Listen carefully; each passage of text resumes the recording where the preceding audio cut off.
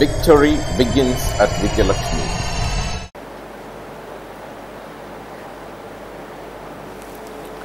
Hi hi hi, வணக்கம், வந்தனம், நமஸ்காரம். என்னங்க எல்லோரும் நலமாக இருந்தால் மகிழ்ச்சி. என்னங்க நீண்ட இடைவெளிக்கு பிறகு உங்களை சந்திக்கிறேன்னு பார்க்குறீங்களா? எல்லாம் உங்களுக்காக தாங்க. இப்போ நம்ம வித்யாலட்சுமி யூடியூப் சேனலில் டிஎன்பிஎஸ்சி குரூப் 4க்கு உண்டான தமிழ் தகுதி தேர்வு குறித்து பார்க்க போகிறோம். வாங்க பார்க்கலாம். டிஎன்பிஎஸ்சி குரூப் 4 தமிழ் தகுதி தேர்வு குறித்து தமிழில் 100 வினாக்கள் கேட்கப்படுகின்றன. அந்த 100 வினாக்கள் 21 தலைப்புகளில் கேட்கப்படக்கூடிய வினாக்களாக அமைகின்றன. அந்த 21 தலைப்புகளில் ஒரு தலைப்பாக இப்போ இந்த வகுப்பில் நம்ம பார்க்க போகிறோம். அது என்ன தலைப்பு அப்படின்னு பார்த்தீங்கன்னா, மயங்கொலி சொற்களின் பொருளை அறிதல். மயங்கொலி சொற்களின் பொருளை அறிந்து பொறுத்துக அப்படின்ற அடிப்படையில் வினாக்கள் கேட்கலாம், அல்லது மயங்கொலி சொற்களின் பொருளை அறிந்து வாக்கியத்தில் அமைக்க என்ற அடிப்படையிலையும் அந்த வினாக்கள் அமையலாம்.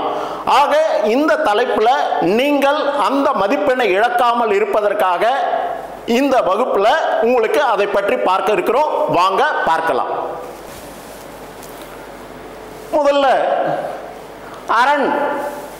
அரண் என்ற சொல்லுக்கு பொருள் என்ன சார் அப்படின்னு பார்க்க போறோம். ரெண்டும் பாருங்க.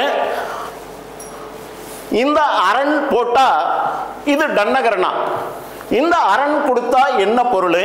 அதே ரகரணா இந்த அரண் கொடுத்தா என்ன பொருள்? இந்த டன்னகரணா கொடுத்தா அதனுடைய பொருள் என்ன சார் அப்படின்னா, மதில் அல்லது பாதுகாப்பு அல்லது கோட்டை என்பது பொருள். என்னங்க, அரண் என்ற சொல்லுக்கு பொருள் என்ன? மதில், பாதுகாப்பு, கோட்டை என்பது பொருள். சரி, இது வாக்கியத்தில் அமைத்து எழுதுறாப்புல கொடுத்திருந்தா அதுக்கு ஏற்புடைய பொருளோட வாக்கியத்தில் அமைத்து எழுதணும். பாருங்க, பகைவரிடமிருந்து நாட்டை பாதுகாக்க அரணை அமைத்தனர். இப்ப இந்த இடத்துல அரண் என்ற சொல்லுக்கு பொருள் என்னன்னா, மதிலை அமைத்தனர். என்ன பொருள் வருது? மதிலை அமைத்தனர் அப்படின்ற பொருள் வருது. ஓகே, தெரிஞ்சுக்கிட்டீங்களா? அப்ப டன்னகரணா போட்டா இந்த அரண் என்ற சொல்லுக்கு பொருள் என்ன? மதில், பாதுகாப்பு, கோட்டை என்பது பொருள். அதை வாக்கியத்தில் அமைத்து எழுதுவதற்கு ஏற்புடைய பொருளை கொண்டு வாக்கியத்தில் அமைத்திருந்தால் மதிப்பெண் பெறலாம். அதே போல ரகரணா போட்ட இந்த அரண் என்ற சொல்லுக்கு பொருள் என்ன அப்படின்னு பார்த்தீங்கன்னா, சிவனை உணர்த்தக்கூடியது. ஹரிஹர சுதன், ஹரிஹரன் அப்படின்னு சொல்லுவோம். அதில் அரண் என்று சொன்னால் சிவனை உணர்த்தக்கூடியது. சரி, இப்போ பொருள் தெரிஞ்சு போச்சு. வாக்கியத்தில் எப்படி அமைத்து எழுதணும்? சைவ சமயத்தின் இறைவன் அரண். அப்ப இந்த அரண் என்ற சொல்லுக்கு பொருள் என்ன? சிவனை உணர்த்தக்கூடியது. ஓகேவா? அப்ப டன்னகரணா போட்ட என்ன, ரகரணா போட்ட என்ன அப்படின்றத பொருள் வேறுபாடு அறிந்து வாக்கியத்தில் அமைப்பதற்கோ அல்லது பொருள் வேறுபாடு அறிந்து பொறுத்துக்கோ என்ற தலைப்பில் கேட்டா இது போன்ற வினாக்களுக்கு உங்களால விடை சரியாக எழுத முடியும். அடுத்தது அன்னம். டன்னகரணா போட்டா இந்த அன்னம் என்ற சொல்லுக்கு பொருள் என்ன அப்படின்னு பார்த்தீங்கன்னா, நம்மளுடைய வாய்ப்பகுதியில் மேல் வாய்ப்பகுதியை உணர்த்தக்கூடியது. எந்த பகுதியை உணர்த்தக்கூடியது? வாய்ப்பகுதிக்குள்ள மேல் வாய்ப்பகுதியை உணர்த்தக்கூடியது. அப்ப அந்த அன்னத்தினுடைய பொருள் மேல்வாய்னு சொன்னேன். அப்ப வாக்கியத்தில் அமைத்து எழுதும் போது எப்படி எழுதலாம்? அன்னத்தின் வாயிலாக எழுத்துக்கள் பல பிறக்கும் இல்லையா? இப்ப நான் உச்சரிக்கிறேன். அப்ப அன்னத்தின் வாயிலாகத்தான் நான் பேசப்படுகின்ற சொற்கள் உங்களால கேட்க முடியுது. சரியான முறையில் நானும் உச்சரிக்க முடிகிறது இல்லையா? அது அதனுடைய பொருளாக இது அமையக்கூடியது. சரிங்க, ரகரணா போட்டா இந்த அன்னம் என்ற சொல்லுக்கு பொருள் என்ன அப்படின்னு பார்த்தீங்கன்னா, ஒரு வகை பறவை. என்னது? ஒரு வகை பறவையை உணர்த்தக்கூடியது. அன்ன பறவையை உணர்த்தக்கூடியது. பாலையும் நீரையும் கலந்து வைத்தால் அது பாலை மட்டும் எடுத்துக்கொள்ளும் அத்தகைய ஒரு பறவை இனத்தை உணர்த்தக்கூடியது. அப்போ பொருள் தெரிஞ்சு போச்சு. அப்ப அதுக்கேற்ற வாக்கியத்தில் அமைத்து எழுதுங்க. நலனுக்காக அன்னம் தமயந்தியிடம் தூது சென்றது. நலனுக்காக அன்னம் தமயந்தியிடம் தூது சென்றது. அப்ப யாருக்காக எது தூது சென்றது அப்படின்னு பார்த்தீங்கன்னா, நலனுக்காக அன்னம் என்று சொல்லக்கூடிய ஒரு பறவை தமயந்தியிடம் தூது சென்றது. ஓகேவா?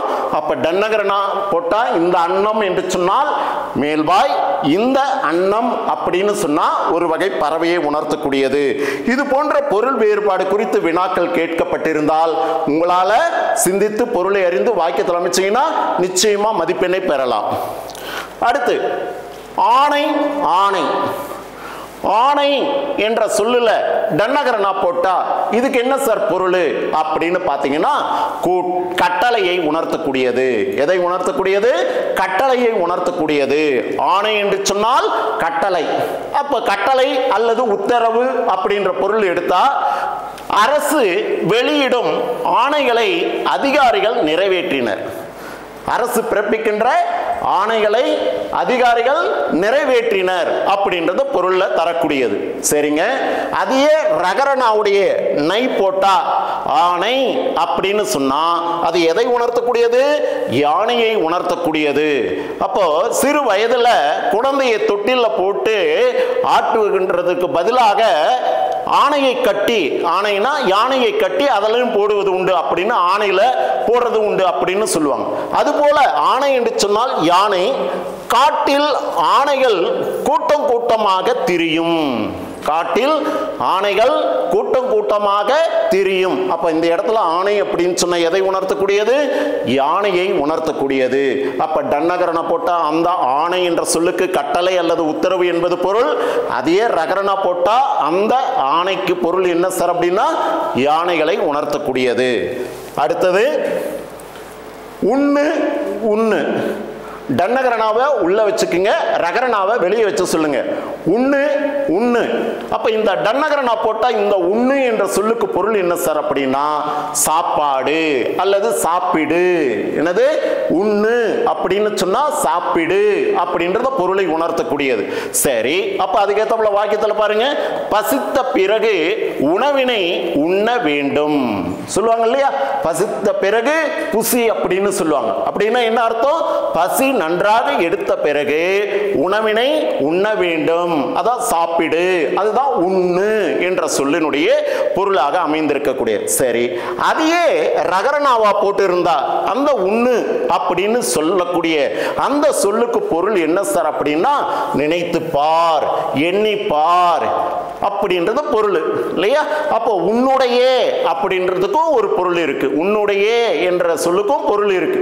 அப்போ உண்ணு அப்படின்னு சொன்னா நினைத்துப்பார், எண்ணிப்பார் அல்லது உன்னுடைய அப்படின்ற பொருள்ல அதற்கேற்றாற் போல ஒரு வாக்கியத்தை அமைத்து எழுதணும். பாருங்க.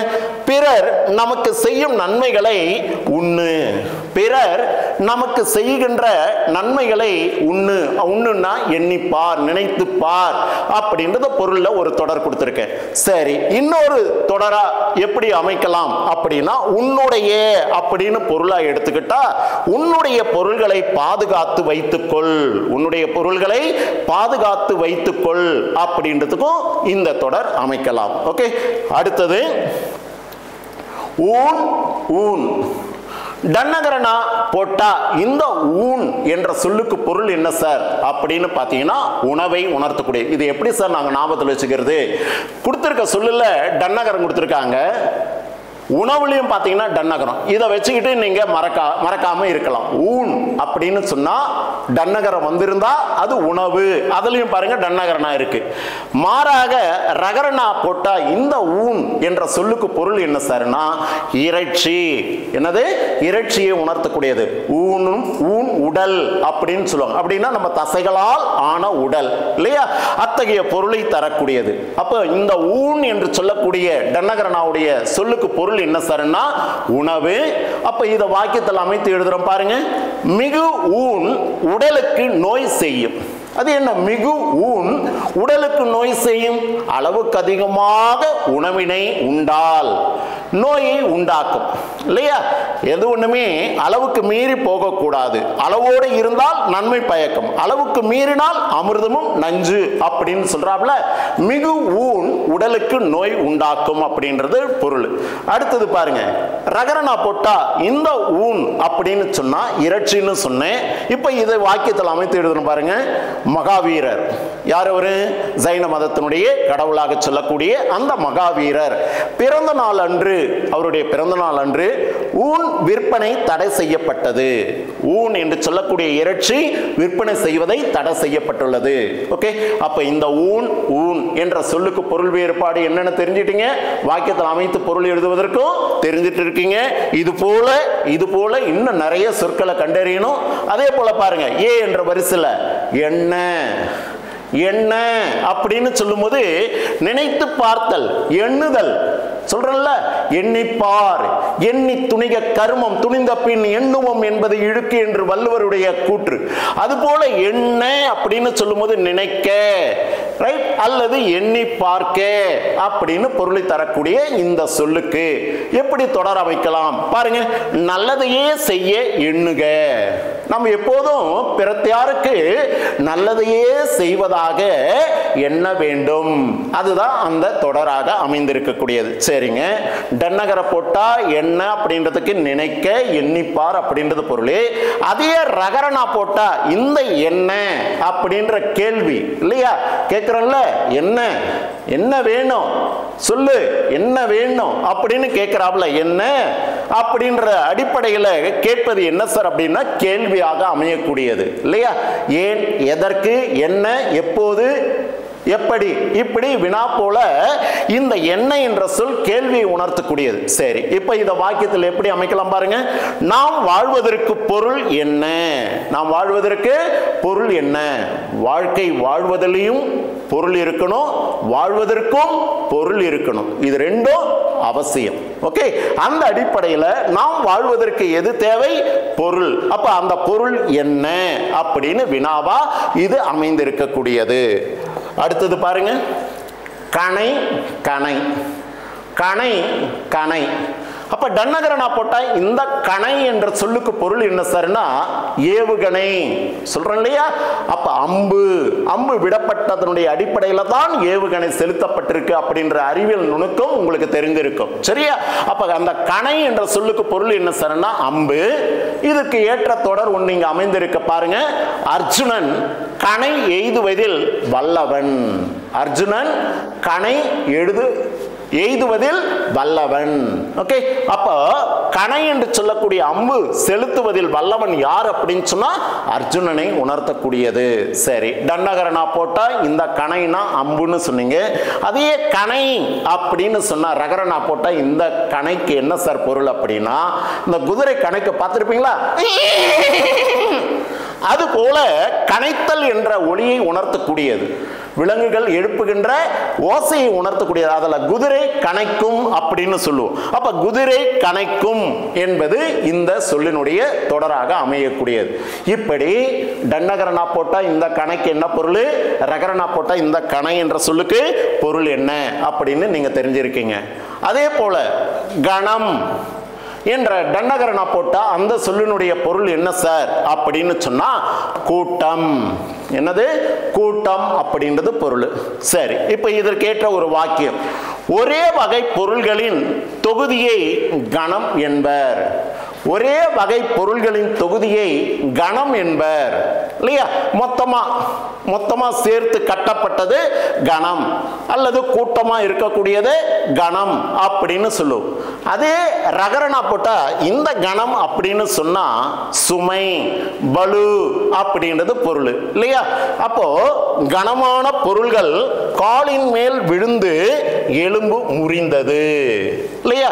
சுமையான பொருளை தூக்கும் பொழுது கை தவறி விட்டதனால காலின் மேல் விழுந்து எலும்பு முறிந்தது. அப்ப இந்த கணம்னா என்ன, அந்த கணம்னா என்ன அப்படின்ற பொருள் வேறுபாடு அறிந்து தேர்வுல நீங்க கேட்கக்கூடிய வினாக்களுக்கு சரியான விடையை எழுதினால் இந்த டிஎன்பிஎஸ்சி குரூப் 4 தமிழ் தகுதி தேர்வுல உங்களுடைய மதிப்பெண் உயரும் என்பதை தொடர்ந்து அடுத்தடுத்து வரக்கூடிய நம்மளுடைய வித்யாலட்சுமி யூடியூப் சேனலை தொடர்ந்து பாருங்கள். உங்களுக்கு பிடித்திருந்தா லைக் பண்ணுங்க, சப்ஸ்கிரைப் பண்ணுங்க. நன்றி, வணக்கம்.